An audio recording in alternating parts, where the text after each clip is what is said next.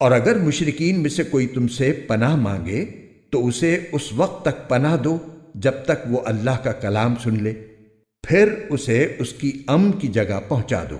یہ اس لیے کہ یہ ایسے لوگ ہیں جنہیں علم نہیں ہے۔ ان مشرکین سے اللہ اور اس کے رسول کے ساتھ کوئی معاہدہ کیسے باقی رہ سکتا ہے؟ البتہ جن لوگوں سے تم نے مسجد حرام کے قریب معاہدہ کیا ہے، جب تک وہ تمہارے ساتھ سیدھے رہیں تم بھی ان کے ساتھ سیدھے رہو، بے شک اللہ متقی لوگوں کو پسند کرتا ہے۔ لیکن دوسرے مشرکین کے ساتھ کیسے معاہدہ برقرار رہ سکتا ہے جبکہ ان کا حال یہ ہے کہ اگر کبھی تم پر غالب آ جائیں تو تمہارے معاملے میں نہ کسی رشتہ داری کا خیال کریں اور نہ کسی معاہدے کا۔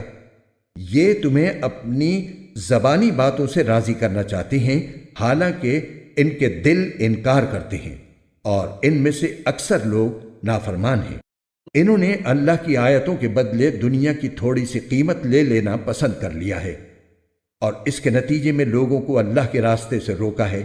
واقعہ یہ ہے کہ ان کے کرتوت بہت برے ہیں۔ یہ کسی بھی مومن کے معاملے میں کسی رشتہ داری یا معاہدے کا پاس نہیں کرتے اور یہی ہیں جو حدیں توڑنے والے ہیں۔ لہٰذا اگر یہ توبہ کر لیں اور نماز قائم کریں اور زکوٰۃ ادا کریں تو یہ تمہارے دینی بھائی بن جائیں گے، اور ہم احکام کی یہ تفصیل ان لوگوں کے لیے بیان کر رہے ہیں جو جاننا چاہیں۔